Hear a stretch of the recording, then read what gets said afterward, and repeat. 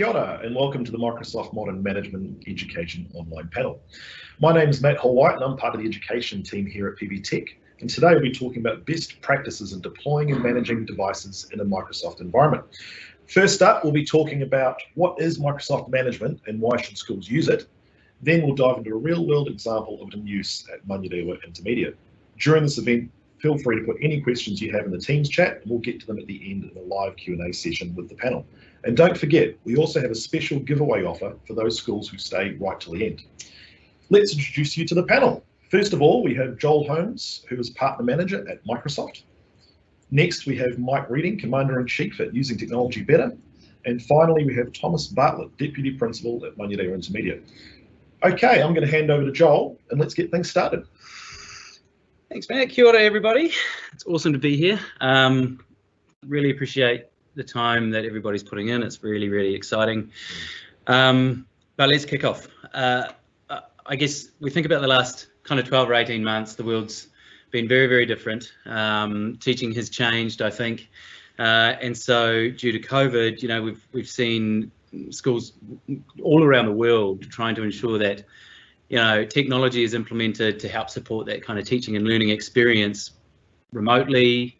And I guess it would be really interesting to hear from you, I guess, Mike, at least on the ground, you know, how have you seen this really implemented well, and has it impacted the education kind of industry in New Zealand and schools in New Zealand? Yeah, so super interesting. When we talk to principals and schools and teachers around, well, literally around the world, the work that we're doing, but kind of started off when COVID hit. I guess everyone just scrambled and it was like, use whatever you can get your hands on and just try and make it work the best way you can.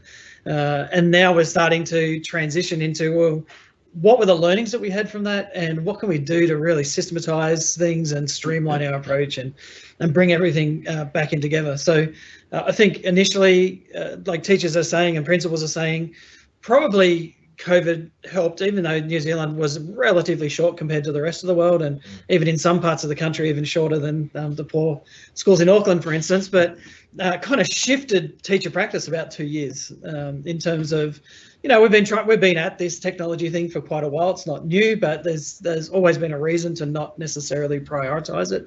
And so this forced us to really focus in and so on. And so we've taken those gains and seen those leaps, but now we're really looking to bed that in. And so I think where we're seeing the Microsoft technologies really come in, and especially things like Teams, where it's just a central hub that pulls everything together. We're seeing some real interesting gains and some ways where we're even looking at how do we use this seamlessly for lockdown to in class, and you know, it's not just a lockdown tool, but what gains can we get from the classroom? So yeah, it's been a really interesting shift, and one for the better, I think. Oh, good stuff. Right, sounds like a lot of hard work going in around the country. Huge amount of hard work, eh? Are you busy, Matt? Yeah. Very busy, that's for sure. I think as part of that, obviously, the digital collaboration is really important, but also, I suppose, the fact that students have spent time learning from home, they've needed to be able to take the technology with them. Again, something we see is schools really working hard to make sure students have got the right devices in front of them and the right kind of functionality and features built into them. You know, thinking about things like robust design, thinking about, I guess, pen and inking, and lower spec devices. Have you seen that in New Zealand? I mean, how's that rolling out in your eyes? Yeah, definitely have seen it, and I think where it's become increasingly important is now that it's brought technology into focus in a lot of ways. The conversations we're having is you don't want to necessarily have your teaching style, your pedagogy meet the device. You'd rather have the device meet your teaching style, right? So if you have a device that is really restricting the way that you can deliver content, the way that you can interact with those documents or the apps or the tools that you're using, then it's not an authentic way. So all of a sudden, you know, your pedagogy has to now meet that device. So we're seeing schools really reevaluate their devices, what they can do on them, how can they maximize what they can do, so they're not hamstrung in what they're doing. That's something that we talked a lot with Manurewa initially back in the early days, and Thomas could probably talk to that, where we're like, well, what's your aspirations? What are you trying to do? And then let's think about platform and devices that match that, rather than just going, well, what's the cheapest device we can buy, and then trying to match everything back down to that lowest common denominator. Find the right tool for the job. Yeah, exactly. So just forward loading that conversation a little bit, and then making those data driven decisions on the back of it. So. There's a lot of conversations we had around that, wasn't there, back in the early days? Definitely, and around our practical teachers as well. Some schools think that PE teachers or cooking teachers don't need the ability to use devices. I know you've got a science background, so he had a lot to say about us with our science moving forward with digital technology. Yeah, and it's been a great experience. Yeah, that's really great feedback. I think the other piece that I really want to call out is that feedback that we receive is that Windows devices are more expensive, and completely understand that when parents have got to buy devices for their kids. There's often multiple kids in the family. I've got 3. It's not cheap, and so we do know that Windows devices do more, and along with that spec comes price, and so. We want to make sure that where we can, we're coming to the party to make things more accessible. And so we've got a global program on Windows licensing that helps reduce the pricing of devices kind of at its core. And then in partnership with the Ministry of Education, all schools integrated and state schools get Microsoft 365 A3 at no cost to them. So when you think about that program that we've got on Windows Pro, and then the agreement we've got with the Ministry of Education, then those 2 programs really dovetail nicely together to ensure that we're helping get the pricing of devices down, and also we're getting the right devices that are easily kind of managed and kind of deployed from a school perspective. So I think that's really important. The other piece around devices that I really want to talk about is accessibility, and Microsoft's mission is to empower every person and organisation on the planet to achieve more. And yes, we say things like that, we get a bit of an eye roll because it's very lofty and really interesting thing to cover. But I guess the one thing I do believe is that from a global level, CEO downwards to the plebs like me, we genuinely believe that it's important to make sure that everybody has access to technology, and so supporting students to do more is equally as important as anybody else.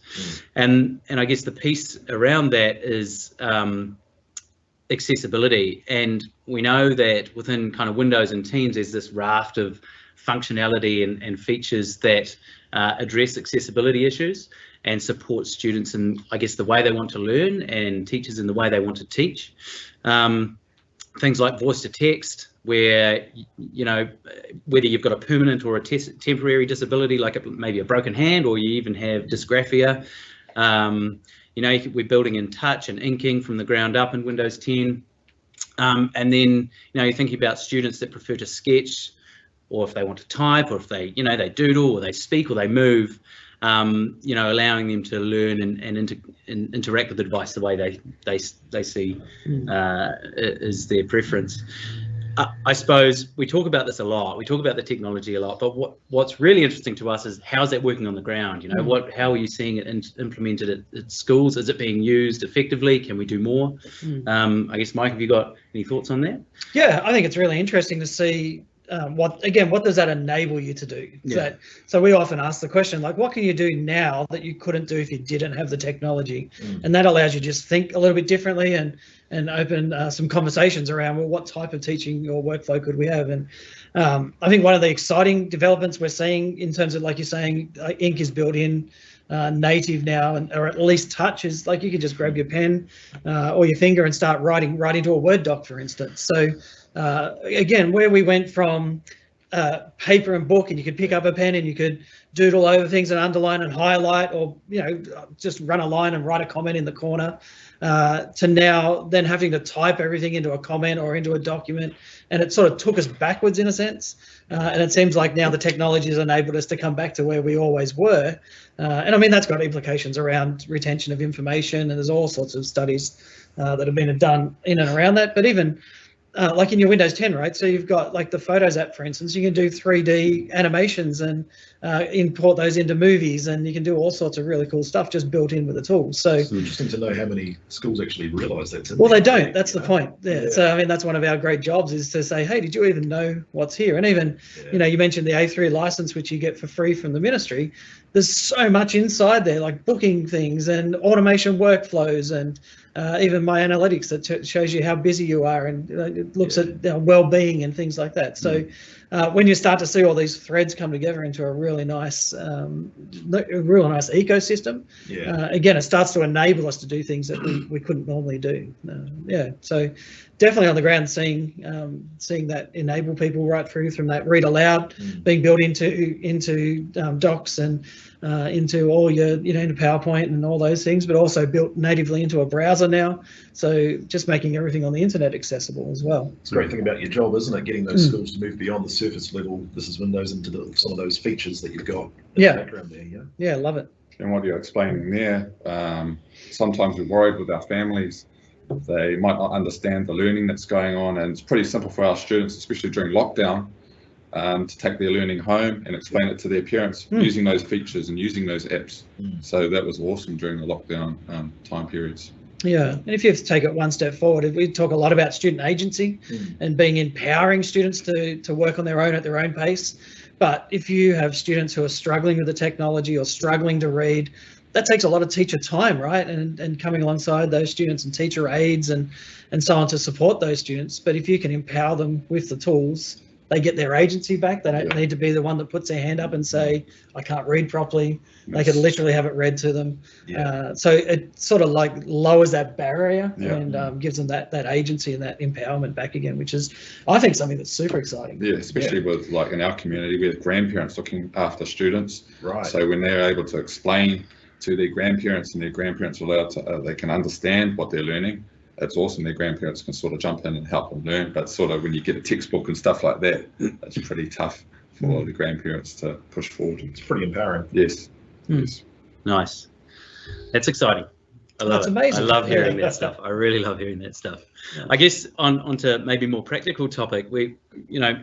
Microsoft, over the last kind of 2 or 3 years, we've made some pretty significant advancements in terms of leveraging the cloud with device deployment and management. I think we really benefit with amazing partnerships with partners like PB Tech, who are, like I said earlier, incredibly passionate in the education industry. It's more than just business to them. I think that's really cool, and big ups to PB Tech on that front. Thanks, Joe. No worries. But I guess if we think about deployment, we talk a lot about Windows 10 AutoPilot, which is effectively, deploying devices in a more remote fashion, leveraging the cloud. How has, deploying with AutoPilot helped your school, Thomas? Oh, well, it's helped with lockdown times. When we had the devices sent out, we were worried. We were in a lower socioeconomic area. Sometimes uncles or cousins can come around and say, oh, that's a cool laptop. We might take that home.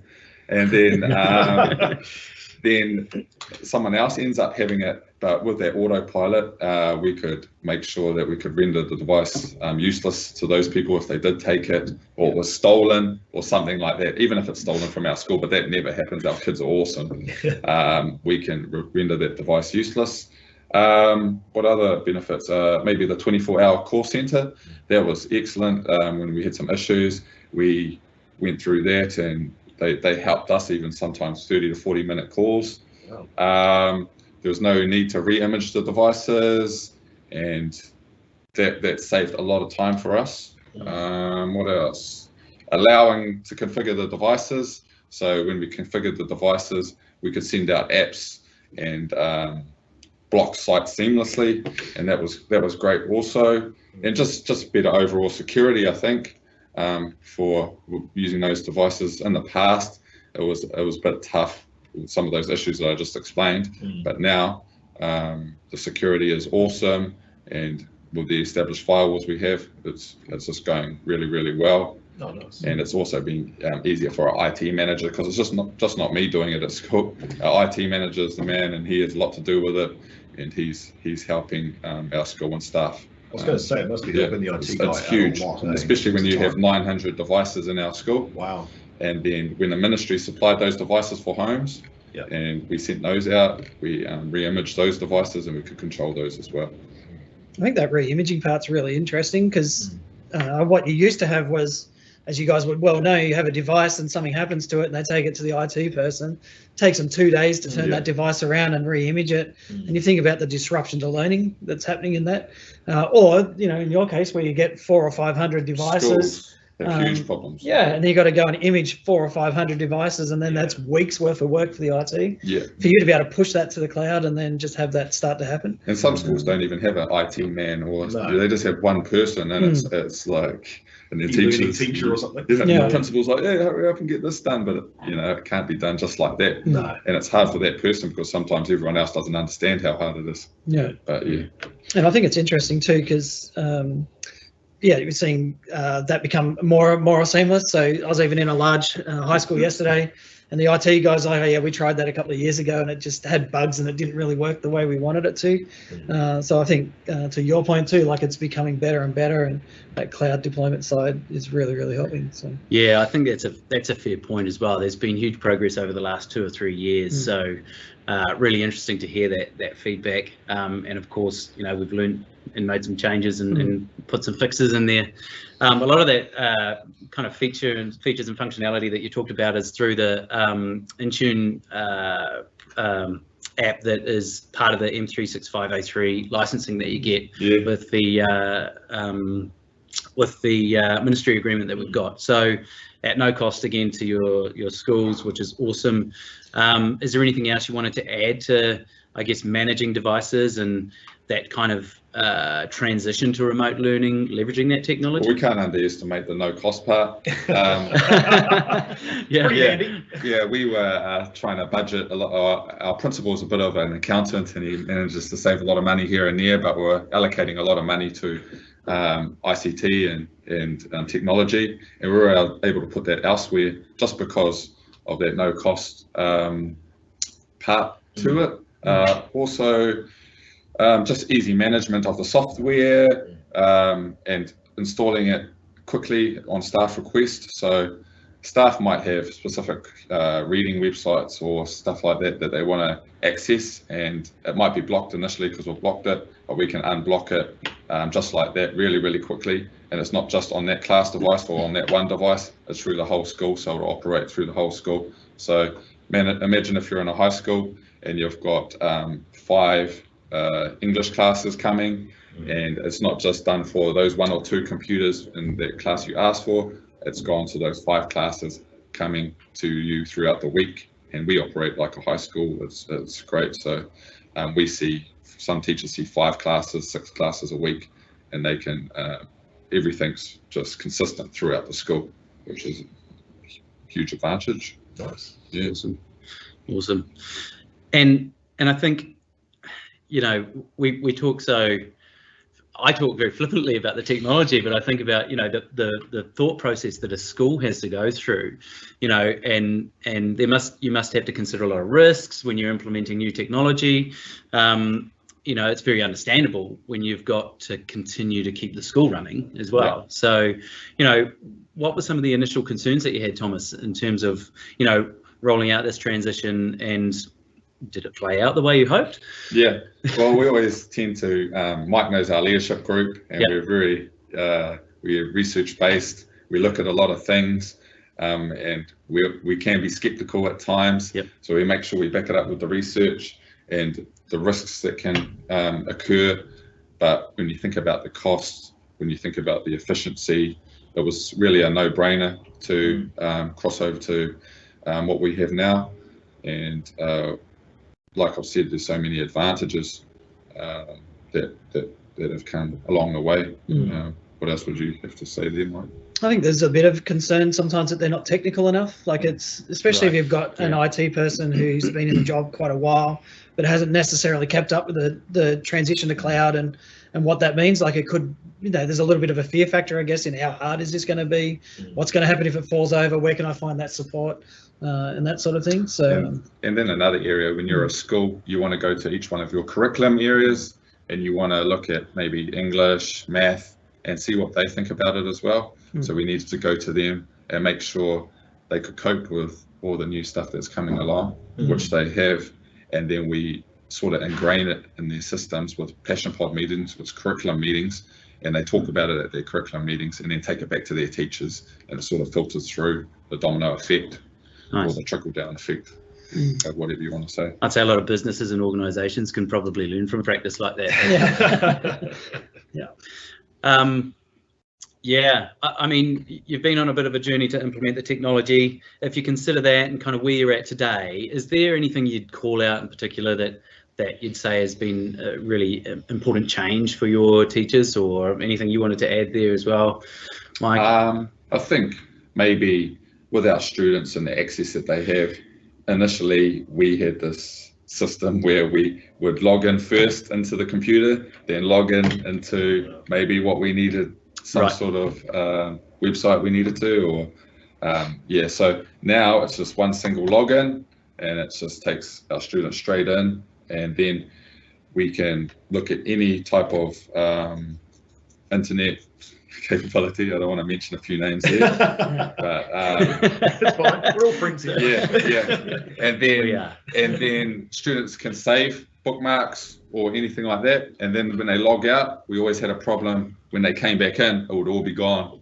So now when they save bookmarks, they log out, they come back 3 days later, their bookmarks are right there, and they could easily just access those websites that they were using for their learning in different subjects. And it's so much quicker than it used to be. Maybe I was a bit stupid at the start. Maybe we were using some terrible techniques, but this has made it much more easier in the last couple of years. So it's certainly given your teachers more time to actually Mike was on our journey from the start, and he saw what we were doing at the start, and now what we're doing, and the time it's saving with our teachers. And everything. Our teachers have just got awesome feedback about that, which is great. Might be worth just explaining like how you use those devices with the students, in terms of, do they take them home? Are they there? Do they just pick any device out of the cow? Like I said, our principal's a bit of an accountant, and we're saving a lot of money. But when it came with no cost, we decided to spend that money on devices one-to-one for every student in our school. Because in our community, it's lower socioeconomic, and we can't have kids taking them home, because like I said earlier, sometimes the older brother wants to, oh, this is cool, I'll take this to my school, or anything like that. So and things can happen at home. It's great. Sometimes our students are just trying to get through each day, and they love our school, and they love the device. It's easy as they just come in now into English, use the device, then they go and use another device on the other side of school, and it's just a simple single sign-in. And away they go, just from where they left off. And they're not carrying luggage around all day, carrying a laptop around. And, some schools have that problem where they've got different devices coming in, and then they have to register them. We don't have that problem, because we just keep it within our school and then a single sign-in. So it could be something schools out there might be looking at, purchasing devices for their whole school if they do have that budget. I think it's really important to understand that, because what that enables you to do is for a student just to pick up a device, log in, and their bookmarks, their history, like everything's there, right? So it's not, sometimes you got all these weird convoluted systems that the student has to go back to the exact same device every single time. And just a simple thing like students forget their uniform one day, or forget their lunch. Sometimes they might forget their laptop on a day. So we don't have that at our school, which is great. Wow. So it's all it's just working seamlessly. So it's an interesting workflow that students can just pick up a device, log in, and go. So it's that for us, in terms of our journey where we're supporting schools with their teaching and learning, it's all about that. How do we minimize disruption to learning? How do we amplify what's happening in the classroom? How do we support the teachers in that? And again, you just don't want the technology getting in the way of that, because it becomes a roadblock either mentally and perceived or real, where teachers like, oh, I tried that once and it didn't work, and then that then inhibits that next step. So whatever we can do to remove those roadblocks and make things seamlessly, you'll see that uptake that starts to happen. So yeah, I think it's really important. To tell that story as much as possible. Yeah, absolutely. Yeah. The amount of times I've had to run a lunchbox into school because I've noticed it on the bench, or a pair of togs or something like that, because they leave them behind. So you don't need more stuff to forget. You're right. Yeah. So yeah, and the other thing that makes me think about is the role of IT in the school, right? So if things are more seamless, does that allow your IT, I guess, people to do things differently, to think differently about their roles and what they can do within the school? Oh, especially within the last 2 years with us. Yeah. Since we've had this rollout, the seamless streaming, seamless logging in of our devices has been awesome. So saves a lot of time, huge amounts of time. And our IT manager will say that he doesn't need to go to every class picking up laptops here and there. He can control it all from his room, and we get to push on with other important aspects within the school. I'm not wasting my time on following up with a teacher who's got simple HDMI problem or stupid things like that. Yeah. I'm just continuing to push even further, and you've seen our journey along the way. Now we used to start off with groups of teachers. Now it's one-to-one teachers when Mike's group's coming in, UTB, and we're getting a lot of headway there. And just basically, it's saving time. Yeah. Simple as that. Enabling IT to get on to do other stuff. Yeah. More important. Yeah. And if you go around our school now, we've got a bunch of new technology that's been supplied by PB Tech as well.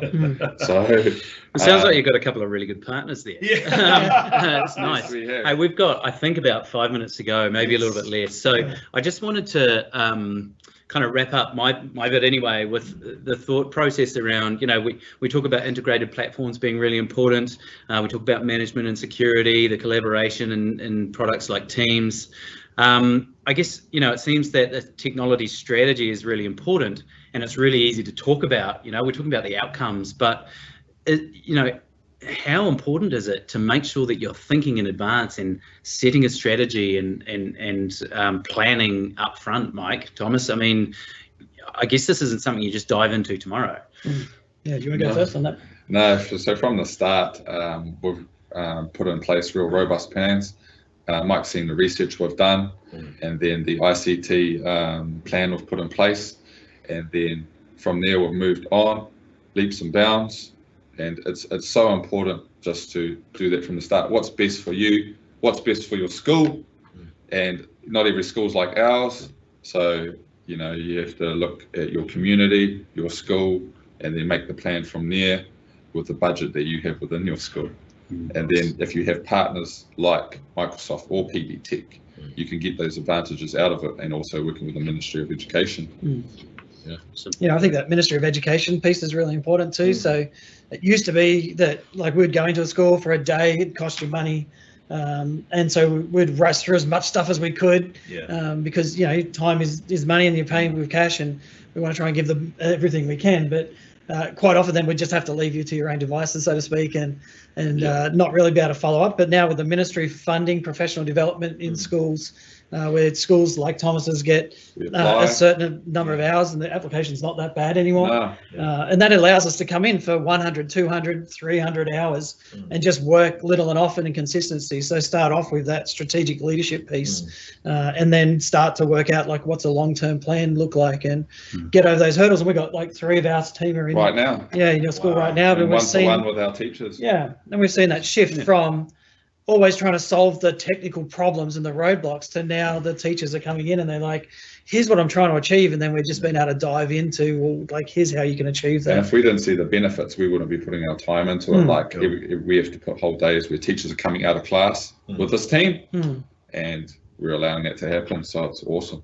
Nice. Yeah. So I think from that, it's just putting that time into plan, be not just taking somebody else's project and going, oh, that worked down there, I'm just going to try and ram that into my own school. And Microsoft have got a great tool called the School Transformation Framework, where it just takes you through those 4 pillars. And it helps you think holistically about the technology, the pedagogy, the data, all of that sort of thing, so you're not missing opportunities to make change where you really need to make change. So yeah, definitely encourage people to have a look into that. Yeah, great. All right. Hey, thanks, guys. That was really, really good stuff. So we've only got a minute or two left, but what we'll do is, I'm sure there's been some amazing questions come through in the Q&A. So we'll come back and we'll answer those questions for you.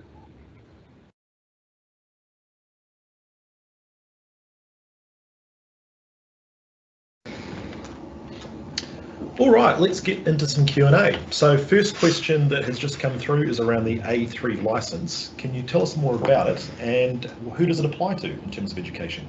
Joel, do you want to handle that one? Yeah, sure. So there's a couple of bits to that question. I guess the first one is A3 license is part of our education suite for Microsoft 365. Within that, you've got access to all your typical Office pieces, plus downloadable Office apps like you might find on your desktop, OneDrive storage, Teams, SharePoint, things like that, bookings. And then I guess the other piece to that is that as part of the state and integrated schools agreement we have, the MOE, schools can receive that at no cost. And just to be clear, that's state and integrated schools. Anything you wanted to add to that, Mike? It's probably worth just mentioning that you've also got Minecraft that's attached to that. Yeah. So the ministry pay for that. So it's not necessarily part of that A3 license, but also available that you need a Microsoft account. So when you looking at getting Minecraft for your school, you also get all of these options. So quite often schools don't realize that when they're getting Minecraft, they're actually getting that plus all of these other tools as well. So it's worth knowing. There's also, I think I mentioned My Analytics built in there as well. Is there anything, have you seen that out in the wild in schools? Yeah, so it just monitors how many meetings you have, how many emails you're sending, which days you're logging in, and so it can tell you how many quiet days you've had, and so you can use that to run your own, monitor yourself, I guess, like how much are you working and so on. So quite a cool tool. And there's even things in there like you'll see Power Automate, so you can start to automate workflows.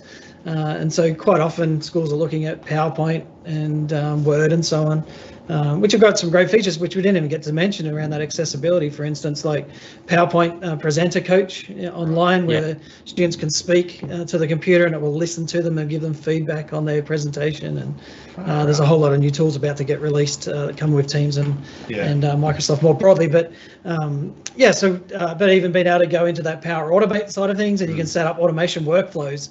It's all there. It's just a little bit hidden under the hood, I guess. So yeah, there's lots and lots in that licensing. You sound like you know your stuff. Just a bit. Well, that actually brings us quite nicely into the next question around professional development. And you mentioned that it was funded. So what's the process to get these hours?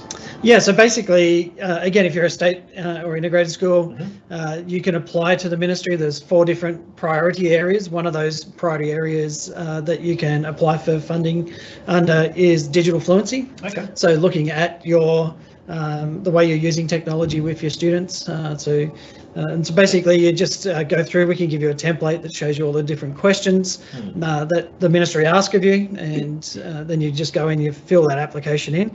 Applications close tomorrow for this term, but they're open every term on the last Friday, on the Friday of the second week of every term. Applications close, and you generally find out about week 7 of that term. The government are getting behind us at the moment. Yeah. So there's a lot of hours in there. Nice. So if you want some more information on it, maybe you can put this in the chat, but we've got a short URL that you can use. So it's utb.fyi and then /PLDNZ. All lowercase, obviously, so utb.fyi and then /PLDNZ, and they'll give you all the information you need to know on how to put those applications together, and so on. And obviously our team can work through it, so just click, there's a green button there, just put your details in, one of the team will get in front of you. But it's a great way to get, like, in terms of worth, like tens of thousands of dollars worth of professional development for the school. So definitely worth jumping in on. Hey. You've got to take advantage of that stuff, don't you? Yeah, 2 cycles about to go for your 3rd. Already, which is great. Cool. Well, I've just chucked the link in the chat there, so click on it to get more info.